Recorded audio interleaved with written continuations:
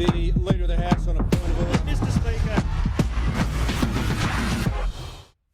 Well, let's join two of the political best at a time when too many Australians believe on the political front we are scraping the bottom of the barrel. Concetta Fierravanti-Wells, never caught out, always does her homework, but needless to say, the Liberal Party of today are wanting to move her on from the Senate. It defies belief. And Tanya Plibersek, something now of a political enigma. Even Liberals are saying if she were leading Labor, Labor would win the next federal election, which I suppose puts some heat on the Labor Party. But the polls are looking grim for the coalition because the electorate won't stomach promising and not delivering. Talking in cliches won't work. Well, here we go tonight, ladies. Thank you for your time. Can I just address this absolute mess in New South Wales? Concetta, after 18 months of being told in the most boringly repetitive way, I raised this with Tony Burke, we must take the health advice. What could the Prime Minister have possibly meant yesterday when he intervened and pleaded with the Australian Technical Advisory Group on immunisation to change their AstraZeneca advice? Concetta. Look, ATAGI provides advice to government, Alan, and it's up to the government to make the relevant decisions. Now, medical experts do play a role, but ultimately the decision rests with the sovereign elected government of the day. So it's up to us then to make those decisions. Well, Tanya, the Prime Minister said his government was making a constant appeal to the vaccine panel to reconsider the balance of risk. Is the Prime Minister trying to alter the advice and influence the science? I think it's completely wrong, Alan, for politicians to get involved in trying to lobby our scientific experts and our medical experts to change the advice that they have come to after a lot of consideration and a lot of research. It's only the Prime Minister really trying to cover up the fact that he's stuffed up the vaccine rollout and that he hasn't got enough of the Pfizer vaccine, which is the one that, people are more keen to get at this stage. Well, see, Concetta, is this being hoisted on your own petard? I mean, have you ever seen any of this advice? They rabbit on about the health advice. We've never seen it. So what advice is the Prime Minister trying to alter?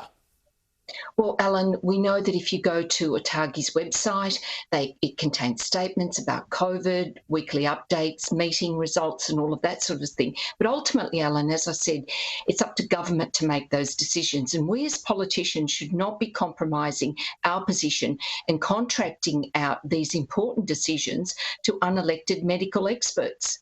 But I agree with that. I've said that from day one, except that we have been told over and over and over again, we are taking the health advice. Berejiklian says it, he says it. I mean, Tanya Plibersek, I mean, is this, he says, about the risks. I mean, should we, the electorate, be told what the vaccine risks are, if there are any?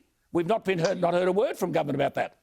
Yeah, I think it is important to be as frank as possible in going through the benefits and any risks that go along with vaccination. But I can tell you, Alan, I've had my first dose of AstraZeneca. I'm going to line up in a couple of weeks' time to have my second dose, and I am under the age of 60, so I was in that group that was vaccinated when the advice was that it was appropriate for people over the age of 50 to have AstraZeneca. And, I know that there is an infinitesimal risk. I'm prepared to take that risk myself because I want to look after my family, my mother-in-law, the older people in my life, the community that I'm part of. So I'll be there. Well, see, I'll be there with my sleeve rolled up.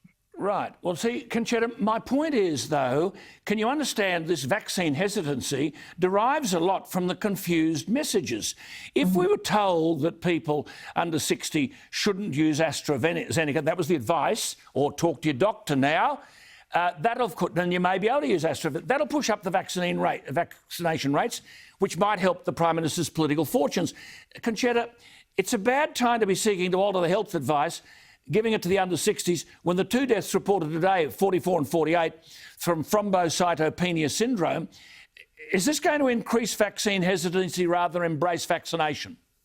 Alan, I Regrettably, I think it will. I think what we need now is a very clear and a very simple message and a campaign which highlights the positive benefits of vaccination, but also stresses, especially the low risks of blood clots. I mean, let's not forget that you've got a higher probability of getting a blood clot on a long distance flight than you have from taking the AstraZeneca vaccine. Can I just leave you, we always run out of time, but Tanya and Concetta, can I leave you with one thing which really disturbs me, and I haven't had time to raise this tonight. I've got pharmacists in West and Southwest Sydney writing to me and ringing me, wanting to vaccinate multicultural customers, but they're not allowed because the pharmacists didn't apply before February 5, so they're not part of the vaccine rollout. Now, surely, I'll leave it with you, we haven't got time to talk about it, but if the government of fair dinkum, why don't they allow the pharmacists in Fairfield, Liverpool and Canterbury, Bankstown to actually get on with the vaccinations? Can I leave that both with you? And if the problem's still crook, we'll talk about it next week. But thank you so much for your time. I do always appreciate your input.